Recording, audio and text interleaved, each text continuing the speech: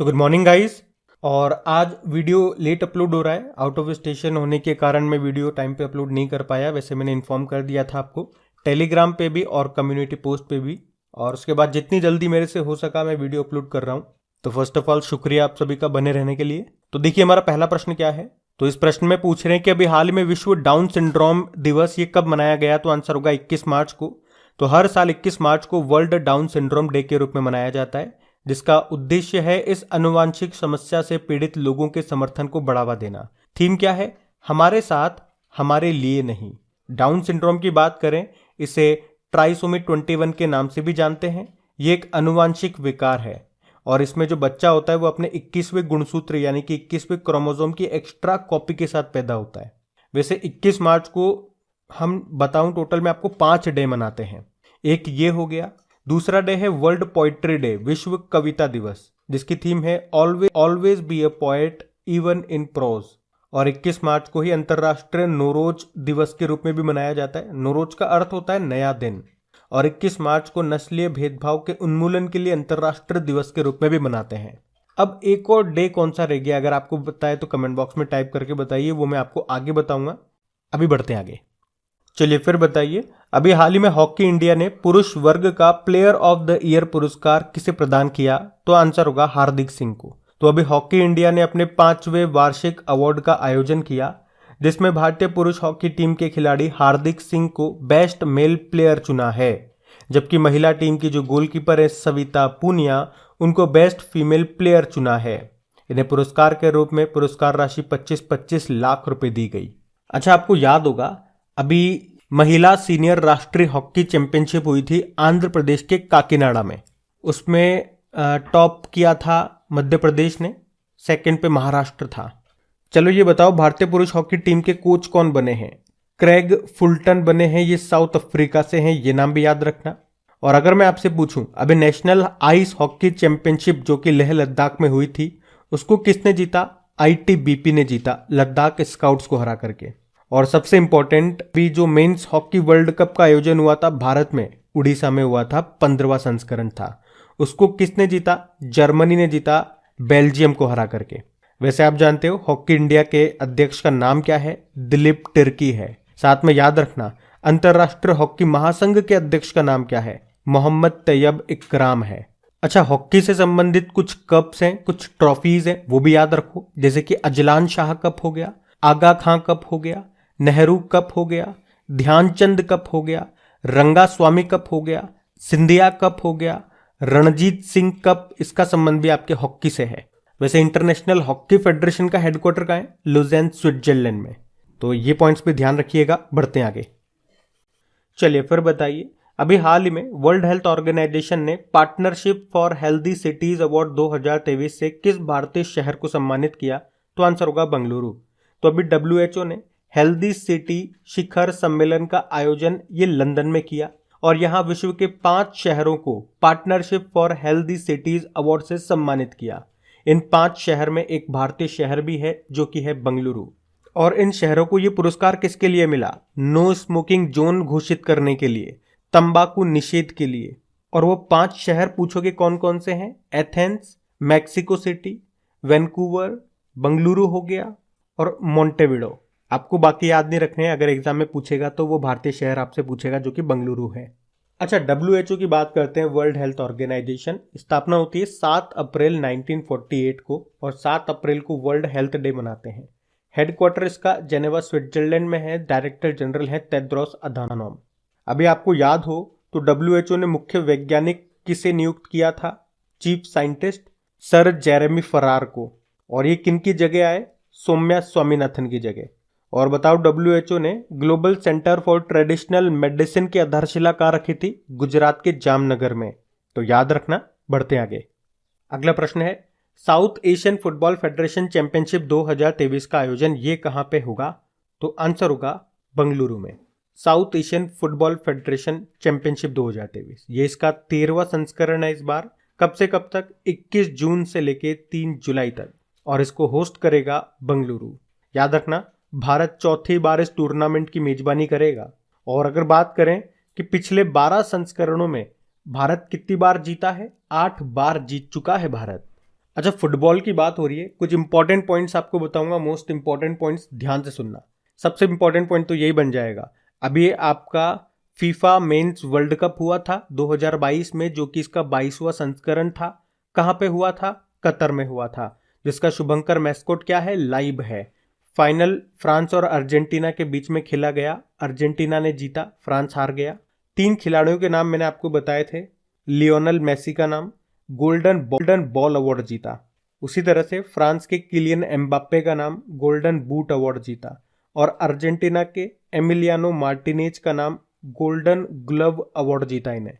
अगला वाला जो फीफा वर्ल्ड कप होगा वो 2026 में होगा, 3 देशों में होगा, यूएस, कनाडा और मैक्सिको में होगा। और आपको ये भी याद रखना है, अभी 2023 में फीफा महिला विश्व कप होगा, ऑस्ट्रेलिया और न्यूजीलैंड में होगा। उसका मैस्कॉट यानी कि शुभंकर तजुनी है, जो कि एक पेंगुइन है।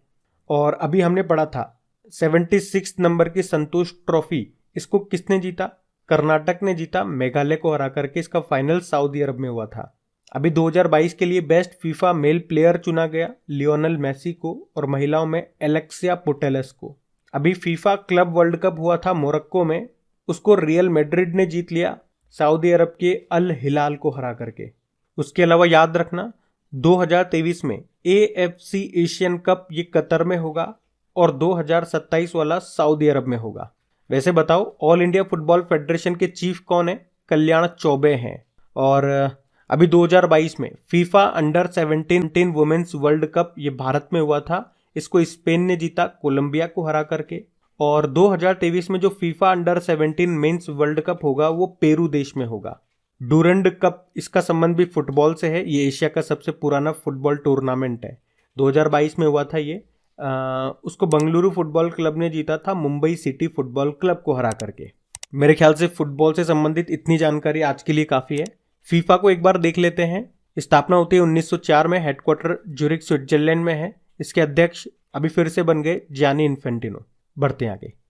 फिर बताइए, अभी हाल ही में अंतर्राष्ट्रीय वन दिवस कब मनाया गया? तो आंसर होगा 21 मार्च को। तो हमारे जीवन में जंगलों, वुडलैंड्स और पेड़ों के महत्व के बारे में जागरूकता बढ़ाने के लिए 21 मार्च को दुनिया भर में अंतर्राष्ट्रीय वन दिवस, इंटरनेशनल डे ऑफ फॉरेस्ट के रूप में मनाया जाता है।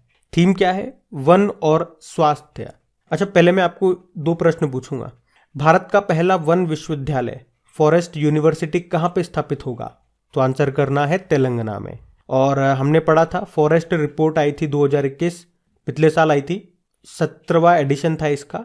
3 पॉइंट हमने पढ़े थे कि क्षेत्रफल के मामले में एरिया वाइज सबसे ज़्यादा फॉरेस्ट आपको मिलेंगे मध्य प्रदेश में, ये आपको पता है। लेकिन वनों में सबसे ज़्यादा वृद्धि कहाँ पे देखी गई? तो आंध्र प्रदेश आंसर होगा। और प्रतिशत वाइज, परसेंटेज वाइज वृद्धि सबसे ज़्यादा कहाँ देखी गई? तो फिर आंसर होगा मिजोरम में। ये ज़रूर याद रखना। अब इंपॉर्टेंट डे वाला क्वेश्चन है, चलो एक बार रिवाइज करते हैं। 1 मार्च को विश्व नागरिक सुरक्षा दिवस मनाया, 1 मार्च को शून्य भेदभाव दिवस है, 3 मार्च को विश्व वन्यजीव दिवस, 4 मार्च को विश्व मोटापा दिवस, 4 मार्च को राष्ट्रीय सुरक्षा दिवस, 8 मार्च को अंतर्राष्ट्रीय महिला दिवस, 8 मार्च को नो स्मोकिंग डे जो कि मार्च के दूसरे बुधवार को होता है, 9 मार्च को वर्ल्ड किडनी डे, ये मार्च के दूसरे गुरुवार को है, 10 मार्च को अंतर्राष्ट्रीय महिला न्यायाधीश दिवस, 14 मार्च को नदियों की कार्यवाही का अंतर्राष्ट्रीय दिवस, 14 मार्च को ही अंतर्राष्ट्रीय गणित दिवस, 15 मार्च को अंतर्राष्ट्रीय इस्लामोफोबिया डे, 15 मार्च को ही विश्व उपभोक्ता अधिकार दिवस, 16 मार्च को राष्ट्रीय टीकाकरण दिवस, 17 मार्च को वर्ल्ड स्लीप डे, ये मार्च के तीसरे शुक्रवार को है, 18 मार्च को ग्लोबल रिसाइकलिंग डे होता है। तो ये मार्च के इंपॉर्टेंट डेज हैं, इनको ध्यान रखना। बढ़ते आगे। फिर बताइए, अभी ICICI प्रूडेंशियल लाइफ के MD CEO कौन बन गए? तो आंसर होगा अनूप बागची। तो ICICI प्रूडेंशियल लाइफ इंश्योरेंस के MD CEO अभी अनूप बागची बन गए हैं। इन्होंने किनका स्थान लिया? NS कन्नन का। आप जानते हो अभी BPCL के अध्यक्ष बने थे जी कृष्ण कुमार नाम है, TCS के CEO बने के कृतिवासन नाम है, और फिक्की के महासचिव कौन बने? शैलेश पाठक बने। ICICI प्रूडेंशियल लाइफ इंश्योरेंस स्थापना होती है सन 2000 में, हेडक्वार्टर है मुंबई में। ध्यान रखना। बढ़ते हैं आगे। फिर बताइए, अभी मार्च 2023 में स्विस ओपन बैडमिंटन टूर्नामेंट 2023 ये कहाँ शुरू हुआ? तो आंसर होगा बेसल। बेसल है स्विट्जरलैंड में। तो 2023 स्विस ओपन बैडमिंटन टूर्नामेंट की बात कर रहे हैं। यह अभी 21 मार्च 2023 को स्विट्जरलैंड के बेसल में शुरू हुआ। ये 26 मार्च तक चलेगा। फिर जो भी इसका रिजल्ट आएगा वो हम देखेंगे। अच्छा, अगर मैं आपसे पूछूं, अभी इंडिया ओपन बैडमिंटन चैंपियनशिप 2023 का आयोजन हुआ था, इसमें पुरुषों का खिताब किसने जीता? तो आंसर होगा कुनलावुत वित्तिदर्शन, ये थाईलैंड के हैं। और वुमेन्स टाइटल जीता है आन सी यंग ने, ये साउथ कोरिया की है। और अभी दिसंबर में आपने पढ़ा होगा para badminton player of the year 2022 चुना गया था मनीषा रामदास को, ये तमिलनाडु से हैं। चलो ये बताओ, एशियाई जूनियर बैडमिंटन चैंपियनशिप में पदक जीतने वाली पहली भारतीय अंडर 17 शटलर कौन बनी थी? उन्नति हुड्डा बनी थी। और ये चैंपियनशिप थाईलैंड में हुई थी। उन्नति हुड्डा ने उसमें सिल्वर जीता था। और बैडमिंटन से तो एक सबसे इंपॉर्टेंट कप है थॉमस कप, याद रखना। थॉमस कप ऐसे भी पूछा जा सकता है, थॉमस कप का संबंध किससे है? तो पहले तो ये याद रखो, बैडमिंटन से है। पुरुषों का बैडमिंटन टूर्नामेंट है ये। 2022 में हमने देखा भारत ने इतिहास में पहली बार इस टूर्नामेंट को जीता। किसको हराया? इंडोनेशिया को। और महिलाओं का बैडमिंटन टूर्नामेंट वो कहलाता है उबेर कप, उसको जीता था साउथ कोरिया ने चाइना को हरा करके। वैसे बैडमिंटन वर्ल्ड फेडरेशन का हेडक्वार्टर मिलेगा आपको कुआलालंपुर मलेशिया में, ये भी ध्यान रखना। बढ़ते हैं आगे। फिर बताइए, अभी हाल ही में 2022 Christopher Martin Jenkins spirit cricket award का विजेता किसे घोषित किया गया? तो आंसर होगा आसिफ शेख को। तो नेपाली विकेटकीपर बल्लेबाज हैं आसिफ शेख, जिनको 2022 Christopher Martin Jenkins spirit of cricket award का विजेता घोषित किया गया। ये पुरस्कार हर साल बीबीसी के साथ मेरलबॉर्न क्रिकेट क्लब यूके के द्वारा दिया जाता है। अच्छा, टिम साउदी, ये न्यूजीलैंड के प्लेयर हैं, अभी 700 अंतरराष्ट्रीय विकेट लेने वाले पहले गेंदबाज बने। रोहित शर्मा अभी क्रिकेट के तीनों फॉर्मेट में शतक लगाने वाले पहले भारतीय कप्तान बने थे ये। और राशिद खान, ये अफगानिस्तान के हैं, अभी T20 क्रिकेट इतिहास में सबसे तेज 500 विकेट लेने वाले सबसे युवा गेंदबाज बने थे ये। तो इनका नाम भी ध्यान रखना, न्यूज में है ये सारे। बढ़ते आगे। चलिए फिर बताइए, हाल ही में international shooting sports federation world cup shooting championship का आयोजन कहाँ किया गया? तो आंसर होगा भोपाल में। तो मध्य प्रदेश की कैपिटल भोपाल में international shooting sports federation world cup निशानेबाजी चैंपियनशिप का आयोजन किया गया। और ये प्रश्न इसलिए भी इंपॉर्टेंट हो जाता है क्योंकि देश में नई दिल्ली से बाहर आयोजित होने वाला ये पहला निशानेबाजी विश्व कप है। अच्छा, भोपाल से याद आएगा, अभी दिव्य कला मेले का आयोजन ये भोपाल में ही हुआ था। अभी राष्ट्रपति द्रौपदी मुर्मू जी ने 7वें धर्म धम्म सम्मेलन का आयोजन ये भी भोपाल में किया था। अभी 8वां भारत अंतर्राष्ट्रीय विज्ञान महोत्सव का आयोजन ये भी हुआ था भोपाल में ही। और राष्ट्रीय खाद्य उत्सव 2023 का आयोजन ये भोपाल में हुआ। और भारत का पहला ई वेस्ट क्लिनिक भी आपको भोपाल में ही मिलेगा, ध्यान रखना ये। बढ़ते आगे। चलिए फिर बताइए, हाल ही में इसरो ने INS-2B के ग्राउंड स्टेशन का उद्घाटन कहाँ किया? तो आंसर होगा भूटान में। अच्छा, अगर आपको याद हो तो हम लोगों ने पढ़ा था कि इसरो ने एक लॉन्च व्हीकल है PSLV C54, इससे भूटान का एक सैटेलाइट लॉन्च किया था INS-2B, और एक अर्थ ऑब्जर्वेटरी सैटेलाइट 06 को भी लॉन्च किया था। तो ये भूटान का जो ये सैटेलाइट है INS-2B, इसका फुल फॉर्म क्या हो गया वैसे? ISRO nano satellite Bhutan. भूटान के लिए इसरो ने ये एक नैनो सैटेलाइट लॉन्च किया था। अब इसे लॉन्च तो कर दिया गया, फिर इसरो ने कहा कि इसकी मॉनिटरिंग कैसे करेंगे, मतलब इसकी मॉनिटरिंग के लिए ग्राउंड स्टेशन बनाएंगे हम, और वो हम भूटान में बनाते हैं, भूटान की कैपिटल थिम्पू में। मतलब इस सैटेलाइट जो भी डेटा भेजेगा, जो भी रिपोर्ट भेजेगा, वो यहीं पर देगा। तो इसीलिए हमने कहा कि इसरो ने INS-2B के ग्राउंड स्टेशन का उद्घाटन कहाँ किया? तो आंसर होगा भूटान में किया। बात समझ में आई? देखो, इसरो की बात करते हैं। Indian Space Research Organisation full form हो गई, स्थापना होती है 1969 में। चेयरमैन कौन है? अभी नए बन गए 10वें, S सोमनाथ नाम है। मोटो होता है space technology is in service of human kind. चलो आप मुझे बताओ, भारत का पहला निजी पायलट इंजन कारखाना कहाँ पे खोला गया? तो आंसर होगा चेन्नई में। अच्छा, ये बताओ, भारत का पहला निजी तौर पर विकसित रॉकेट जिसका नाम क्या है? विक्रम S नाम है, इसको किसने बनाया है? स्काई रूट ने बनाया। वैसे अभी स्काई रूट ने भारत का पहला निजी तौर पर क्रायोजेनिक रॉकेट इंजन का भी परीक्षण किया था और उसका नाम रखा था धवन 1। और आपको याद है भारत का पहला हाइब्रिड रॉकेट कहां से लॉन्च हुआ? तो आंसर होगा तमिलनाडु से। अभी इसरो ने अपना सबसे छोटा रॉकेट लॉन्च किया था, तो उसका नाम क्या है पहले तो ये बताओ? SSLV-D2, मतलब हो गया शॉर्ट सैटेलाइट लॉन्च व्हीकल। कहां से लॉन्च किया था? सतीश धवन अंतरिक्ष केंद्र श्रीहरिकोटा आंध्र प्रदेश से, और इसमें 3 सैटेलाइट भेजे गए थे।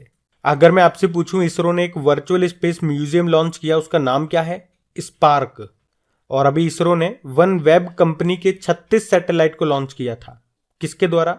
GSLV Mark 3 M2 के द्वारा। यहां पे M2 का मतलब हो गया कि इस रॉकेट का ये दूसरा मिशन था। और याद रखना, ये रॉकेट इसरो का अब तक का सबसे भारी रॉकेट है। तो देखो, 2 तरह के प्रश्न आपके वैसे ही तैयार हो गए। अगर पूछ ले इसरो का सबसे भारी रॉकेट GSLV Mark 3 और सबसे छोटा रॉकेट पूछे तो SSLV D2 है। तो अभी हम कल के करंट अफेयर्स का रिवीजन करेंगे। तो पहला प्रश्न आपसे पूछा था, किसे संगीत कलानिधि पुरस्कार के लिए अभी चुना गया? तो आंसर होगा बॉम्बे जयश्री को। फिर आपसे पूछा, अभी वर्ल्ड हैप्पीनेस रिपोर्ट 2023 में भारत कौन से स्थान पर रहा? 126वें स्थान पे। फिर आपसे पूछा कि पशु चिकित्सा और आयुर्वेद पर अंतर्राष्ट्रीय आयुर्वेद सम्मेलन का आयोजन कहां किया गया? आंसर होगा हरिद्वार में। फिर आपसे पूछा, कॉटन कॉरपोरेशन ऑफ इंडिया के CMD कौन बने? ललित कुमार गुप्ता बने। फिर आपसे पूछा, 2023 में पोषण पखवाड़ा का कौन सा संस्करण मनाया गया? 5वां।